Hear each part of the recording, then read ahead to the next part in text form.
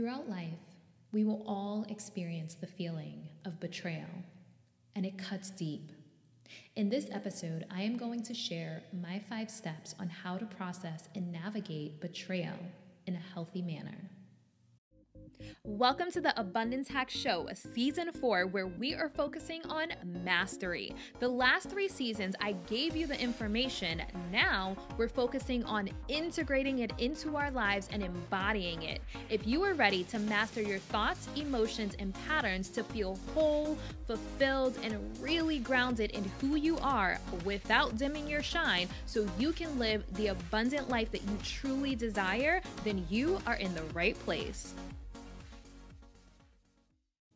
Hey M&Ms, thank you for tuning in to the Abundance Hack Show. What are you manifesting in your life today? So this is actually a bonus episode. I'm releasing it on a Tuesday when normally I release an episode every Wednesday. So tomorrow I will still release the normally scheduled episode. This is just a little extra because, life happens. So I'm going to share with you how this is going to go. So I'm going to lead with value and share 5 steps on how to navigate betrayal in a healthy manner, and then I will spill the tea. This is going to be a long episode because it's going to get deep. So grab you some wine, grab some popcorn, grab some tea, and get comfy. Also, I always put a healing frequency in the back. Well, I just started doing it recently, but I really love it. So I was debating which healing frequency I was going to use for this episode pertaining to the topic. And originally I was going to do solar plexus because that's our willpower, our strength, our courage. But I chose to go with heart chakra because as you hear this story and this process, it's really important for us to tap into our heart, open up our heart. So as you listen, I invite you to breathe into your heart chakra and tap into forgiveness, acceptance, and self-love. Okay, M&Ms, let's dive in. So, betrayal comes in so many different ways. If you think about relationships, like romantic relationships, if you think about divorce, if you think about friends that you've fallen out with, when you think about, business situations that have dissolved, that feeling of betrayal brings up so many emotions. And you know how they say, like, grief is a 5-step process. I feel like a lot of deep and heavy feelings have those different emotions that you go through during the process. And so it's important that we honor and pay attention to all of the emotions that come up. So this 5-step process is the process that I used just with all of the inner work that I've done in therapy. This is a 5-step process that I use to help me navigate this most recent feeling of betrayal. So number 1 is checking in. How and why do you feel betrayed? It's important that you sit with that because we can easily be like, I feel betrayed, and then not really understand why we feel betrayed and how exactly we feel betrayed. How did this person betray you? Because it's important that we identify for our own self-awareness what we're making this mean. Because a lot of times when we feel betrayed, it's a jab at our self-worth or our self-confidence. Like, how could you do this to me? And it can bring up so many different feelings, which we'll get to the different feelings, but it's so important to check in. Name the feelings that you're feeling. Like, what are you feeling? So taking a moment, pausing, putting your hand on your heart chakra, breathing into your body, because our mind, this is the main thing that my therapist works with me on, is getting out of my head and into my body, because our bodies, that's our source of intuition, that is our feelings and emotions. And as a society, we're actually taught to disconnect from our body and not be in our body. And one of the things that I talk about in my vibrational sound healing certification is getting back into your body. And why people disconnect from their body, it can be from chronic stress, it can be from trauma, it could be from illness. You feel betrayed by your body when you go through some type of illness. So many people are disconnected from their body. So it's really important that you check in, get back into your body, and really acknowledge what it is that you're feeling and name those feelings. Brene Brown says there's so much power in naming it, like name the thing. So once you name it and acknowledge it, the second step is to honor it and know that whatever you're feeling is valid. So when I went through this experience that I'll share at the end, I felt rage. I felt intense rage. And rage is not something I like to honor, because as women, we're taught to not be upset. It's not ladylike to be upset or to be angry or to have rage. And so we're programmed out of feeling what we feel at times. So that's one part of it. The other part of it for me personally is I never wanted to be viewed as an angry Black woman. So I suppress so much of my rage and my anger, and I don't allow myself to feel it because there's that I don't want to be an angry Black woman. So it's not okay for me to feel rage. It's not okay for me to feel anger. So what that creates is internal chaos that if we don't acknowledge and honor these feelings, they turn into trapped emotions. Trapped emotions turns into physical ailments. Physical ailments turn into illness. So if you've been listening to me, you know that this is the vicious cycle that I try to help listeners avoid in order to feel whole and happy and really be joyful and abundant from the depths of your soul. You have to go through these processes to really honor and acknowledge what it is that's going on internally and know that it's okay. So honoring your feelings, for me, it looked like saying, like, you're mad and it's valid. You are enraged and it is valid. You are upset. You are angry. You are feeling what is the word? Revengeful. See, I've suppressed it so much. Revenge or like retaliation aren't even words that I even allow myself to think about, because I've suppressed so much of my rage. But like, when you feel betrayed, a lot of times you want revenge. You want to retaliate. So honoring those feelings and saying, like, it's okay. They're valid. You have the right to feel this way. And when we live in a society that has told us it's not okay to feel this way, it's not okay to feel anything other than positive, we have to give ourselves that permission to feel what we feel and to not invalidate how we feel. So honoring those feelings and telling yourself how you feel is valid. So step number 3 is to forgive. And I know everyone says, oh, you have to forgive other people. I'm going to call bullshit. Not saying you don't have to forgive other people, but that's not my step 3. My step 3 is forgiving yourself. Forgiving yourself for the rage, for the anger, for the desire to retaliate or seek revenge. So when you honor the feelings, the next step is to forgive yourself for what it is that you're feeling, because we don't want to feel anger. We don't want to feel rage. We don't want to be in that dark space of wanting to retaliate.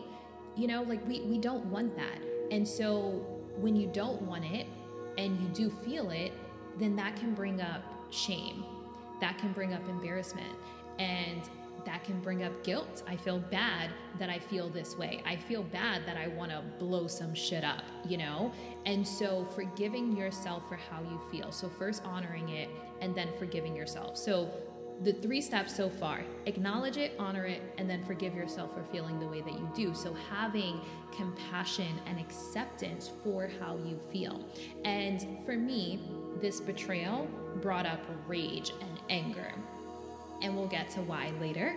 But for some people, betrayal could bring up a feeling of worthlessness or hopelessness or despair or regret. Regret is a huge one that creates shame. So if you feel regretful for what it is that happened, or so basically, which I'll spill the tea later, but basically I could feel like I regret ever dealing with these people that led me to this situation. And so when you regret something, that creates the feeling of shame. So forgiving yourself for however it is that you feel. And forgiveness looks like having compassion for yourself and having full acceptance. So knowing that how you feel is valid, and even if you feel hopeless, even if you are experiencing the feeling of despair, it's valid. You don't have to sit in that for long, but naming it and forgiving yourself and having acceptance for that feeling, it's powerful. It is powerful. So step number 4 is surround yourself with nurturing people. And let me just tell you, I'm from New York, raised by a single mom, so nurturing was not something that I was used to. And so as a reflection of that, I noticed in my adult life, like when I started studying intimacy, emotional intelligence, connection, vulnerability, I started noticing how much of a lack of nurturing I had in my life. And I've committed to having nurturing connections in my life. And when I made that commitment, so many people fell away. So many people fell away. However, the space that I am in right now, I have been able to communicate my needs and desires to people. And some people were just like, oh, no, it's too much. And they're no longer in my life. But the people who are like, you need nurturing, I'm going to be that nurturing person for you. And they've stood by my side. Look, I'm going to try not to cry. It's probably going to happen, but I'm going to try not to because, hello, I hate crying. I'm a New Yorker and a Capricorn. So Capricorn in Western, Sagittarius, and Vedic. So either way, I don't like crying. Okay, so I'm going to try not to cry, but surround yourself with nurturing people. And I've had some people in my life that are just like, you need nurturing. I'm going to nurture you. Like, let's get this nurturing on. And it has been a game changer. It has been a game changer. And sometimes when you're in a state of rage or you're in a state of pain, it's hard for people to show up for you because if they're not facing their own rage, if they're not facing their own pain, they can't hold space for you. They can't sit with you in the dark. And that's what Brené Brown talks about. Like we run in and we try to fix it, but being able to sit with someone in the dark. There's a quote that I use in my certification that's from Araya. It comes from a really powerful poem called The Invitation, but she says, can you sit with my pain or yours without trying to hide it, fix it, or move it? It's something like that. Usually I read it off of a piece of paper, so that's just off the top of my head, so forgive me if I misquoted it, but it's so powerful when you think about it. Can you sit with my pain? That is holding space, not trying to move me out of pain because you're uncomfortable with pain, but can you sit with me while I'm in pain? And that is what connection is about. That is what nurturing is about. Like, I see you're in pain. I see you're in pain, and it's valid. And I'm here. I see you, I feel you, I hear you.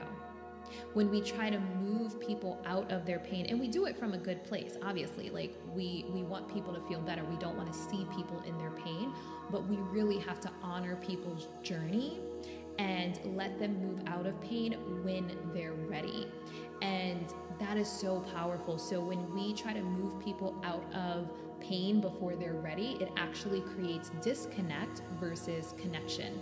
And this is why I love Brené Brown so much, because this is the type of stuff that she talks about. So we have awareness around it, because compassion and empathy are learned skills. These are not things we're taught as children.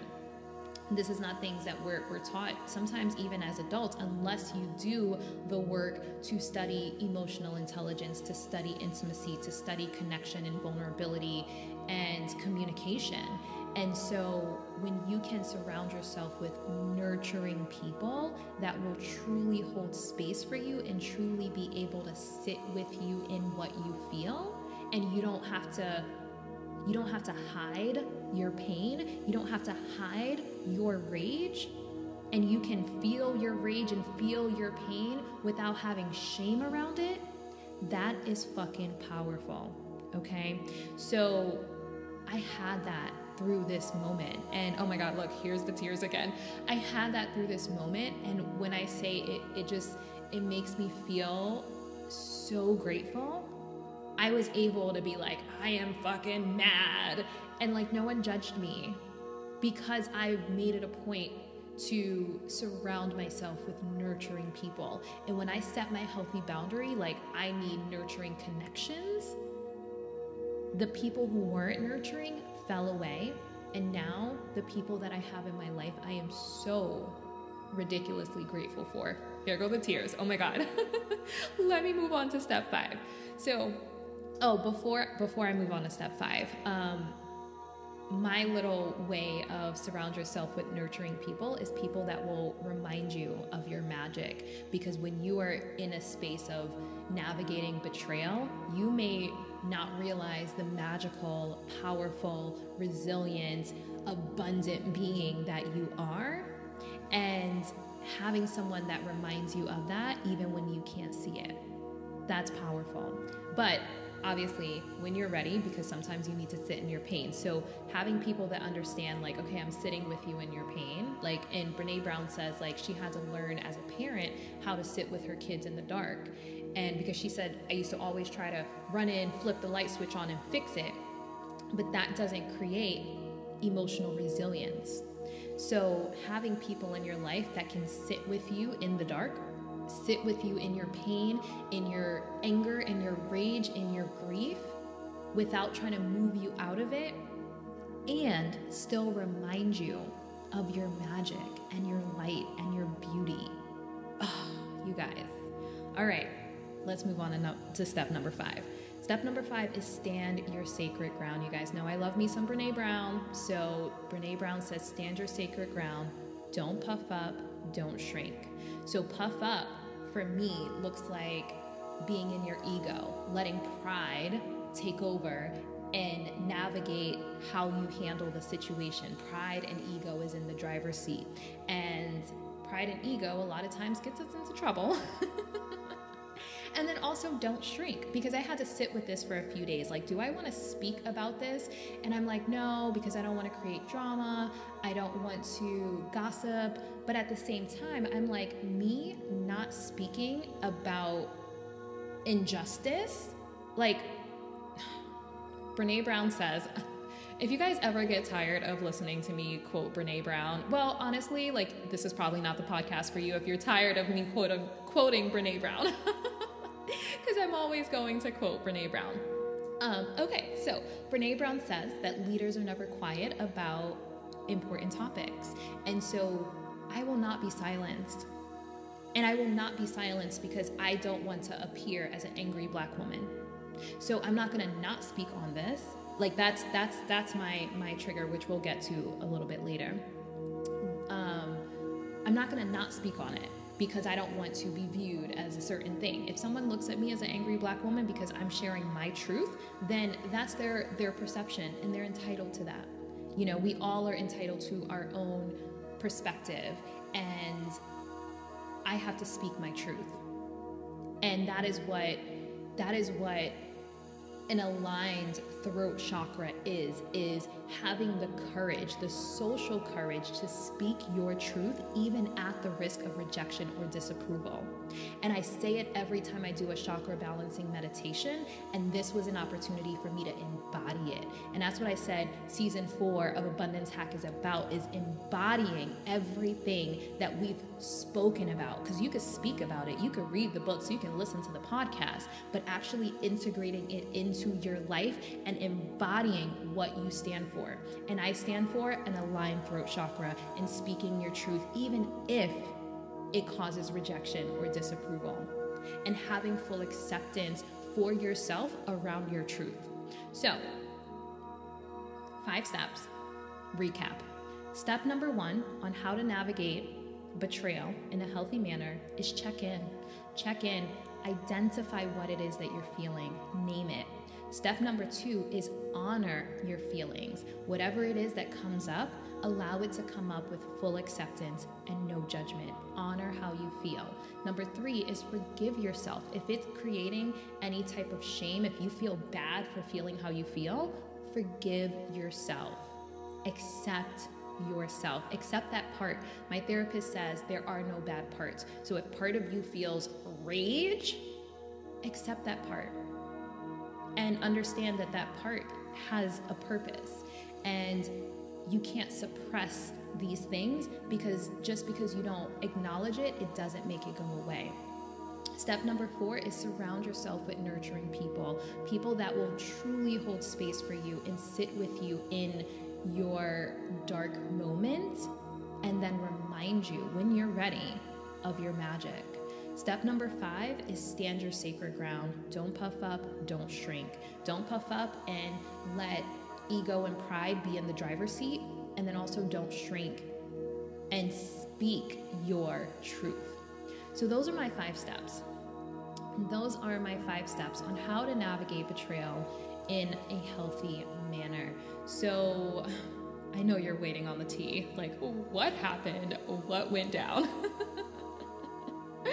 So I am going through a business divorce, and hello, divorce rates in America are ridiculous. So I know that, a lot of people can resonate with how painful divorce can be.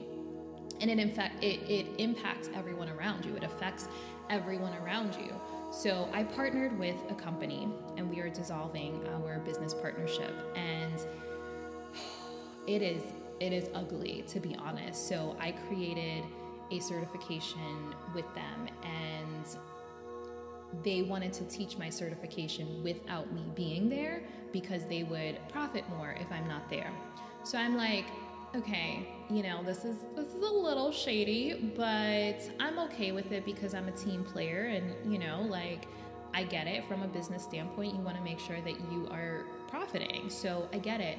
So go ahead, teach my course with me not being there. I still get a percentage, but I don't get as much of a percentage as if I was teaching it myself. So them being able to teach it without me being there, they get to keep a little bit more of the money. So I said, fine, you can teach it. I probably need to be home more because I am working on some big projects at my studio, which stay tuned because it's going to be so fabulous. But I'm like, fine, it's fine. I don't mind being home a little bit more. Cool.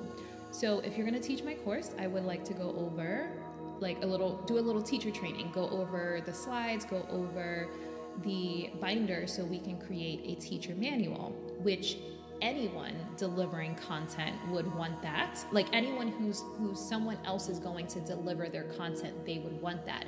So that basically was the start of this dissolval of our business partnership. They did not want to set aside time to go over teacher training. And I'm like, you can't deliver my content without me being aware of how you're delivering it. And my therapist, I spoke to my therapist about this. She's like, even if you go over teacher training, you still don't know how they're delivering your content. Like he could listen to everything that you're saying and still do what he wants to do. But I understand the peace of mind that it would give you. So I'm like, good point. Oh, this is why therapy is so beautiful. I'm like, good point, but I wanted to be confident in how my material was being delivered because I poured my heart into that certification, and it talks about being trauma informed as a sound healer. So I want to make sure that it's being delivered with the same passion and the same desire to create protocols and a code of ethics for sound healers. So I don't think it was an unreasonable ask. It wasn't an unreasonable ask. And rather than them saying, sure, let's, hop on a Zoom for a couple hours and do it, they completely wanted to cut out my program. And it just created really, really bad energy because of so many reasons. But I'm just like, you're willing to cut my program out and then offer something on your own so you can keep all of the profit. And then also it triggered, my abandonment issues and my rage for the injustice as a freaking Black woman. So what this brought up for me, I don't know if you guys watched Scandal. I love me some Olivia Pope. So there was a scene that stands out the most to me in Scandal, where her dad said to her, you have to work 10 times as hard to be half as good as them. And that scene is etched in my soul. And part of me not wanting to be an angry Black woman, I've suppressed so much of that anger towards the injustices. Like, you know, I try not to talk about these controversial topics because I don't want to ruffle feathers, or that's the story I've been telling myself. I don't want to ruffle feathers, but the reality is I haven't wanted to face it. I haven't wanted to face it. So this brought up so much for me. Okay, hello, we're in like Mercury retrograde. We just had a full moon eclipse, so it's bringing our deepest stuff to the surface. So I'm gonna lean in and I'm gonna be completely transparent and honest with you guys. So I know that they were triggered from a money standpoint of like, you know, like we need to make a certain amount of money, and like people go into that lack and scarcity mindset, and it triggers greed, and greed is literally just like fear of lack or scarcity. So they were triggered. I was triggered as a Black woman. I've put so much work into this, and you're going to try to cut me out, not just as a Black woman, but as a woman, period. Women are always they always try to pay women less. And then a Black woman on top of it, I feel like is like a double whammy, you know? So this triggered me on a deep, deep level. And so my therapist, oh, she's so wise. She's like, this is not a battle between you and them. This is a battle between you and your mom. And I had to think about it like, what is she talking about? So let me just say, my mom and I are in such a beautiful place right now. She told me I was amazing recently, and she said she was proud of me recently. Now, I don't know if you know how old I am, but like I've waited my whole entire life. So like, you know, X amount of years to hear her say that. So we are in a beautiful place. However, I want to be very transparent about our journey, which, you know, I've spoken about on the podcast before.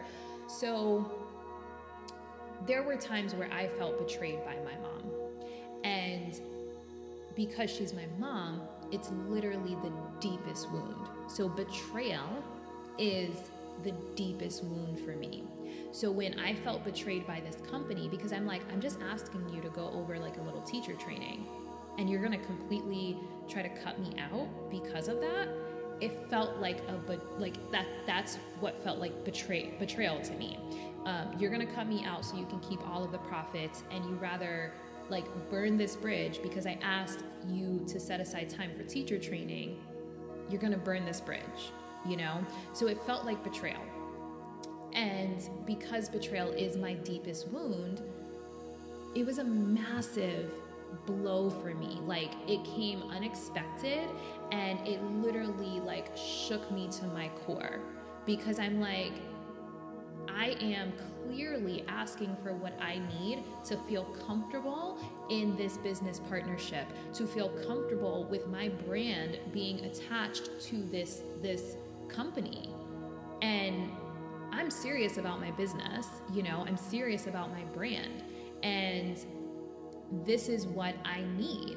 And so when I do my chakra balancing,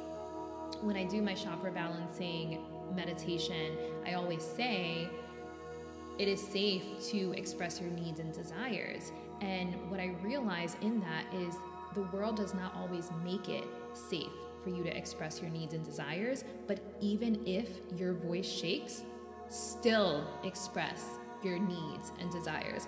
Oh, here come the tears. So the fact that I was like very clear about my needs in how my brand, my program, my intellectual property is being delivered, I had the right to do that. And rather than them honoring that, they cut me out. And it felt like a deep betrayal. And because betrayal is my deepest wound, it hurt me to my core.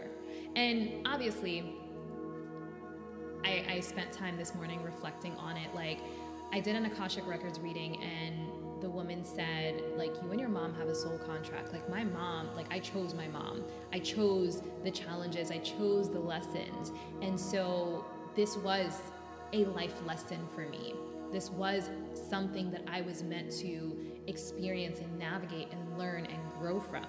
And so leaning in, I'm like, okay, what does all of this mean? Why do I feel so betrayed? And so this is the work of like really peeling the layers back to understand ourselves on a deeper level. And obviously my relationship, a lot of my relationship with my mom was reflected in this and why the betrayal felt so painful. But the flip side of it, the positive of it, is because I've dealt with the feeling of betrayal from my mom, like, I'm able to handle this. Like, I got this shit, like when I actually, like, it was like a blow because things were going so well, people like literally loving the program. So it was like an unexpected blow that took my wind away. And I was like, oh, I didn't expect that, So for a moment I had to like sit with like, that was a gut punch. And then when I was like, okay, I nurtured my inner child, I nurtured all my parts. Now, like, you stand up and you speak your truth. Don't puff up, don't shrink. And that's what I'm doing. I created this platform for me to share my truth and for others to share their truth. So there's a whole nother side of it that I really had to sit with. So I mentioned the Olivia Pope quote, like, you have to work 10 times as hard to be half as good.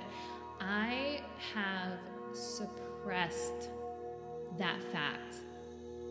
I've suppressed it. And on a deeper level, I was denying the injustice of Black women. And it was because I needed to laser focus on my goals and not allow anger and rage to interfere. But just because you don't acknowledge something, it doesn't make it go away. So what I realized through this process is it created a disconnect with me and Black women. And I actually had a woman come into my studio and do a sound healing session. And I felt her pain.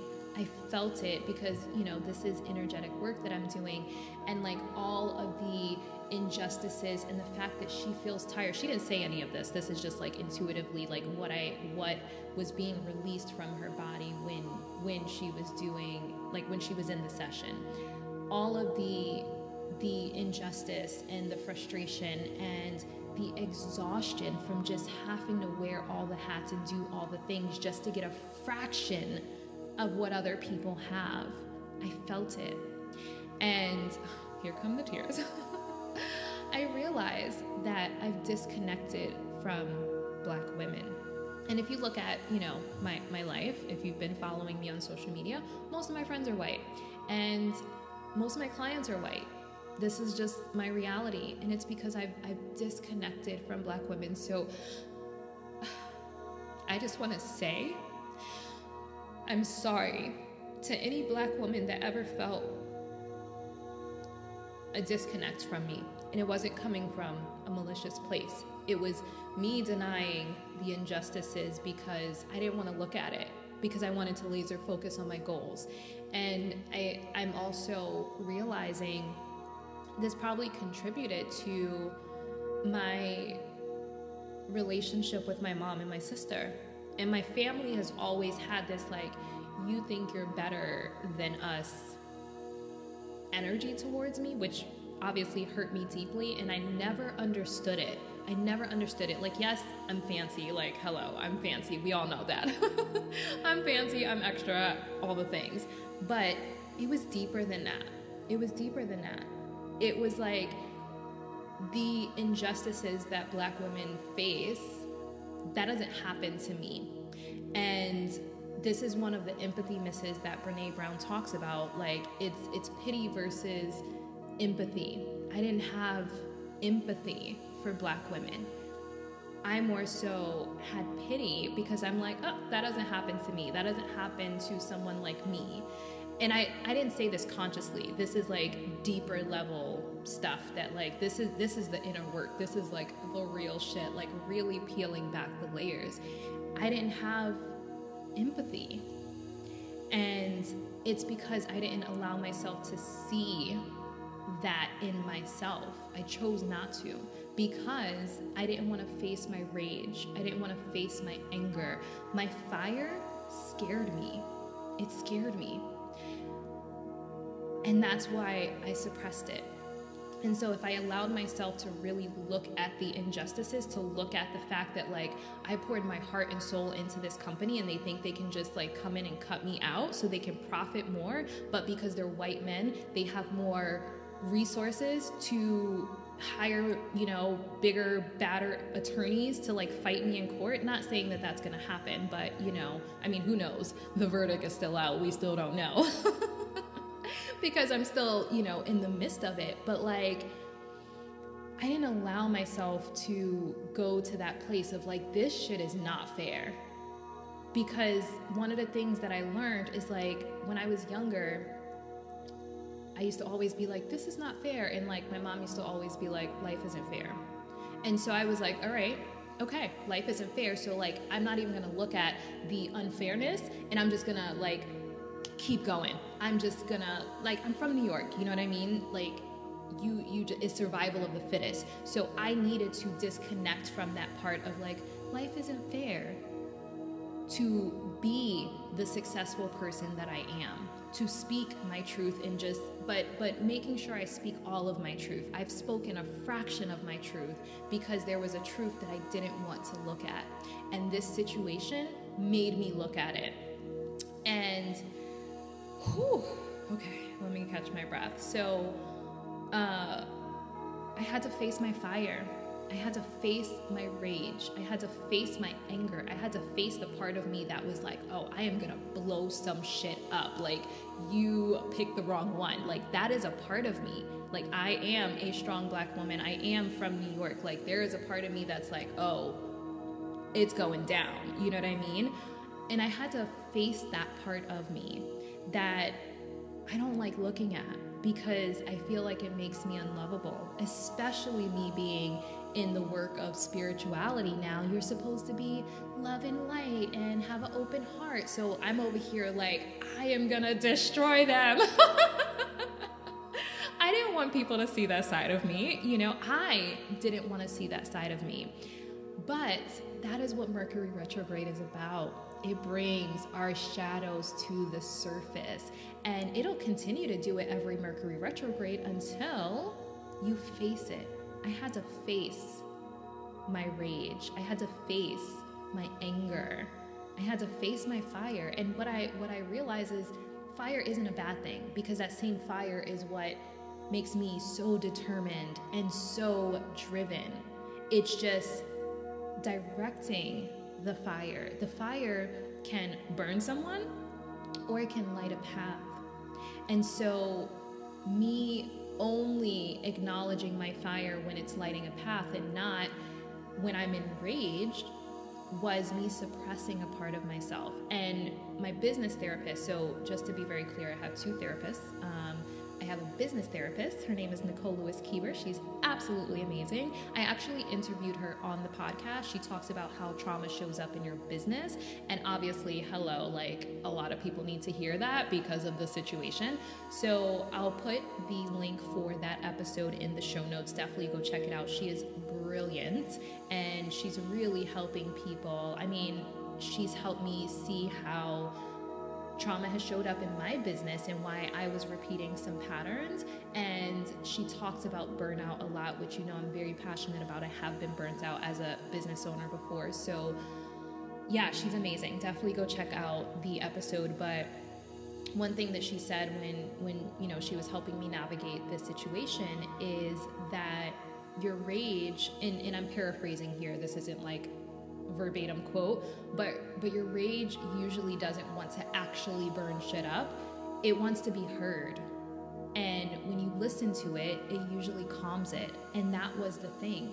My rage wanted to be heard.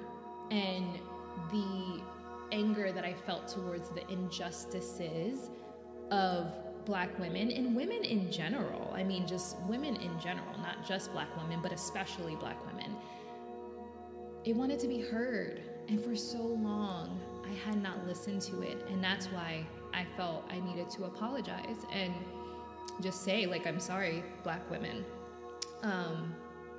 Yeah. And when we suppress our rage, because we're programmed to do so, women aren't supposed to be angry. Women aren't supposed to be upset. It's not ladylike, right? When you suppress it, my therapist is like, it doesn't make it go away. It turns it into a volcano. How many times have we heard about a woman snapping? Like, hello, Lorena Bobbitt, you know? So rather than snapping it, or rather than snapping it or cutting it off, whatever. Okay, I cracked myself up. So rather than snapping because you've suppressed it, and then it literally erupts, give your rage airtime. Let it speak because it's valid, you know? Give your anger an opportunity to voice itself. Maybe not to the person, but you can do it via journaling. You can do it in therapy. You can do it to a trusted friend or, you know, mentor, someone that truly can hold space for you and say, I hear your rage. I see your rage. I feel your rage. And it's valid. It's valid. And so this has been such a powerful lesson. I don't know how this situation is going to turn out. I don't know if we're going to court. Like, I don't really know. But one thing I do know is this has been ridiculously transformational for me. And I'm so grateful for the people that are in my life right now because they have allowed me to show parts of myself that I thought made me unlovable. And they're like, I'm here. I'm here for it. I will sit with you in the dark. And then I'm going to remind you of your magic. And that is powerful. Whew, M&Ms. This was deep. This was heavy. Thank you for being a listener. Thank you for showing up, for me to share my truth and create a space where other people can share their truth. And I hope that you found value in this. And I hope that if there's someone in your life that needs to hear this, you share it with them. And if you've ever felt connected to me, I invite you to ask yourself why. Is it because you too have denied a certain part of yourself, so you know you resonate with like my energy, or is it because you're inspired to also share your truth? So if you're like, oh, I love this podcast, I want you to really get clear on why and share it with me, please share it with me. But I do invite everyone listening to ask, like, what about myself am I denying? And how can you send love and acceptance to that part? Because like my therapist says, there are no bad parts. There are no bad parts. So where did that part come from and what does it need to say? And you don't have to share that with other people. Like I share on my podcast because when I share my truth, I hope that it encourages you to share your truth as well. But you don't have to share publicly like I do. So do it in a journal. Write it down. Do a vocal journaling, like in a voice memo on your phone. But what are the parts that you deny, suppress, dismiss? What do they have to say? That's the work. That's that fragmentation. That's doing the parts work so you feel whole. If you suppress this part of yourself, you can't feel whole. You can't feel whole and happy and joyful and live an abundant life without eventually getting gut punched. You know what I mean? So like I needed to face this. I needed to face my rage. I needed to face my anger. I needed to face the part of me that wants to retaliate. I needed to face it. This is part of me. This is part of me. And I am in full acceptance of who I am. And as much as for years I thought this made me unlovable, probably makes me more relatable. And I used to always be like, I don't know why people say that I'm not relatable, like because I was suppressing a part of myself that is natural because I'm human, you know, but we all do, we're programmed to, but this is the inner work to really show up our authentic self. And although authentic is a buzzword these days, like this is my truth. This is my truth. And I just am so deeply grateful to be able to have a platform to share my truth on. Oh my God, you guys, send this to Oprah. JK. All right, you know when I start getting silly, that's time for me to sign off. So thank you so much for listening, and I hope that you found value in this episode. And until next time, be decadent. Thank you for tuning in to the Abundance Hack Show. I would love to hear from you. Leave your comments and questions, and don't forget to subscribe so you don't miss any of our yummy episodes. Every time you leave a 5-star rating or review, I do my happy dance.